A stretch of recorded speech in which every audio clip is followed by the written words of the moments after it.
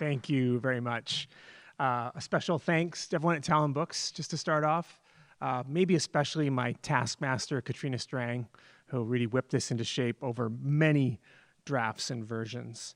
I just want to acknowledge, too, the unceded territories of the Musqueam, Tsleil-Waututh, and Squamish people that were gathered on tonight, and the traditional territories of the Tsawwassen people on whose lands it's my privilege to live. The reading I've mapped out from the new book tonight begins and ends with references to music, birds, and dinosaurs. I was thinking about this today, that there's maybe a submerged or buried reference here to Phyllis Webb's poem, The Days of the Unicorns, where she writes about performing music and extinction.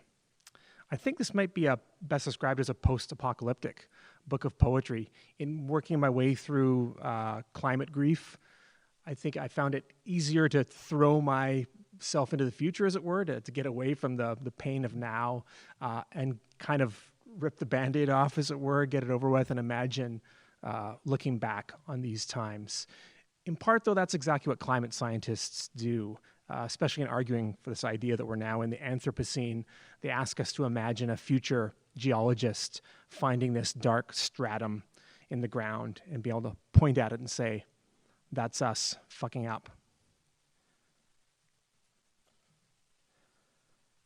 Give me music, because I never could understand its direct connection to that feeling stream, squall and water clock washing ideas right out of me, taking up the mechanisms of consanguinity, rushing toward last light over Pacific, and some seabird there, gliding and catching moonlight, same as struck only dinosaurs to have survived the last collapse of intricate order, winging now into night as the cellos soar, and the possibility of song remains without words to smother it.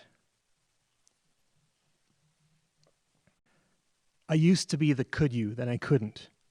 We laid them all off in writing, one at a time, the stars formed by the cloud of dust rent by trucks crossing the Libyan desert.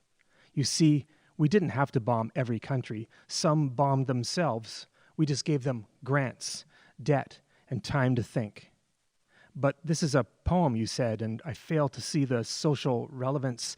I need the funds to buy sheep, herd them to liquor barrels, calm the nerves a little, get back to the computer, write my masterpiece. Could have ensued, but like we said, it was bombs, and you couldn't even get a little nutrition from licking the spent casings, though my sheep will certainly try to do this, battery-like, and really it's a memoir of my time herding the unherdable. I'm not sure there's a keyword we can count on here. We want one demonizes some group we've determined to be expendable, some bordered space we can keep closed. Didn't I say the sheep were woven into the very fabric of my art? They are mobile and will not stop until you are in deep sleep of lavender fields. Pull the covers of the book closer. You will be warm enough in the coming nuclear winter to spy the rugged outline of a new ideology of lost hope. Its lanceolate foliage my sheep have already eaten, which is, of course, my main contribution to society. Weren't this supposed to be a research grant? Told myself this weeping, or maybe was laughing, hard to tell. Leaky night boat to nowhere, catching a good wind. Oh, thanks, friendly weather. Cool those jets and stop that heat. So to get back to the work of this danse macabre, list subject matter to be covered, methodology employed, etc. Time runs through our fingers. No, that's water, I said. Maybe grains of sand, cool to the touch, hard to tell differences, shabby aftershocks, the way you sometimes see lightning in the ash plume rising over a volcano erupting and think, really? Lightning too? Not trying to be bleak, really. Methodology is not trying to be anything, really, and certainly not bleak or just need funds to hole up in and be forgotten. But maybe is just darker, like sometimes there just is lightning and an ash plume rising, reminding you the task is to become minor, refuse standard measure, herd sheep and write poems to stars at night. There's bigger fish to fry anyway, so that's my methodology. Any questions? I think I long ago decided I would try to write things that were difficult to read. Everything gets abandoned. A plan is vapor we breathe to dissolve, often better left undone.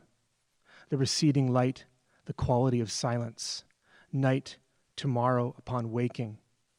Say I am recycling. Say I am making nothing out of nothing. Say I am at a border. I can cross.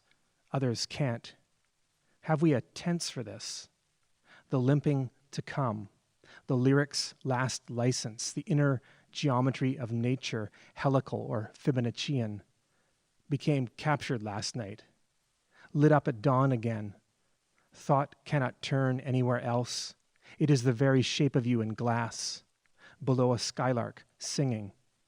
As some small part of me came up coyote for the feral pleasure of it, little suburban subwolf, went through as many of our small woods as I could, the light making for a pale, damp-stricken world. My forgotten body walking across the earth, loosely anarchist in intent, bright band below a low ceiling of deep gray. Stand in the saturated grass, testing the lake with sticks and booted feet. Seems to glow or gathers and reflects all light around it. Water rising slowly, seasonally. The next thinner time. The sea close on three sides. I would see myself clearly. Life must undulate. A revolution in white glows. Visible through a slight fog. A fierce fucking in the sky, growing dim. Recurrent cyclical motions only later become a door to the future. When it begins to spiral. A difference that returns. Ship in a bottle, spinning. Fog the garments the season wears. Now onto my asylum. A genius, so to speak, for sauntering. Without land or home. Great gushing wind, more or less clear view of the straits and islands beyond. I imagine concrete falling on me. Kiss yourself, you will see it's true. Do not hold the hands of statues, they have touched nothing for centuries. I put gloves on my grief and go through the mirror. Somewhere among elms, the buds of promise. And you, Eurydice, tufts of grass and weed and vine. Clouds of two tinctures lit above and below. Water and light re-echoing. Better dead than, etc. Heart, eros, debt, illuminated text, color of Hawthorne's letter. We are as if allowed, alloyed. The end of the tunnel, not at the end of the tunnel, but inside the tunnel. Realize one small fragment of this, the self living solely through transformations into the other. Missed the Peace March yesterday. High shreds of cirrus cloud making thin light. Not against the future per se, but with hedge or paling, looms and Luddites, Chiapas too, sans papier. Comes down to what things the world is comprised of. Do they have edges, openings? Filled with images of futile resistance. Think the wind as it rends gray from gray. Look back at my teacup trembling. Turn a leaf over in my book, the trees shimmering, an alcove in love with the hidden. To keep track of such acts and repeat them. Later we circle the yard, noting mosses and mushrooms. How damp the flowers feel to light touch. The dark dazzle of words, nevertheless, shadowing forth a shareable world. Its light's phosphorus glow. Trees sharp against only just revealed blue. There is room for you here, turning. Cried the hours of a gleaning round the village green. The rest are parks and electric lighting. To gather what all except no one owns. In his hedges are pulled gates and heralds took away the trees. The blackberries, for instance. Or pirates. Let there be pirates and blackberries. Cold, fresh air, stacked bright cumulus clouds. The word originally meant shining. Berry. Where it is perhaps an opening on the visible. latent as freedom or hope, a riot in its purest and therefore most unstable form, the crescent moon, the stars turning and turning, if you stay awake long enough, these rocks gouged by glacier, the presence of a better life. Outside it is cooled to a molten blue, images of invested passion, to constitute encounters. I address newfound time, its erotics, hounded by nesting crows, light encircling, dark encircling. I am largely repetition, the bright so spark. After the last passage, I give a little edge, find a spine of pain, this jointure, this moment. Cannot be sure there will be words left, the words we reach for, not up to the task, as the boundary is, that there is no boundary. Is train whistle gone, though I couldn't give 1 decibel lower contempt to system churning out cheap auditory products across shimmering borders, electric and calculating. Take this spanking new troubadours of only economic freedom, only love of new sheen product, love the politics of hopeless causes, resonant at the event horizon, the sea composing lighthouses of unsettling wind and cove, and the trains outside time rumbling riots, cop barricades and clothes liberated from broken glass stores or prisons, sky physically abolishing the earth in mute weathers, only a minute away from serious cooling. As with a tangle, you can begin anywhere. Each day walking away from the wreck, though downfall was merely endured as didn't things in their living numbers lift us up.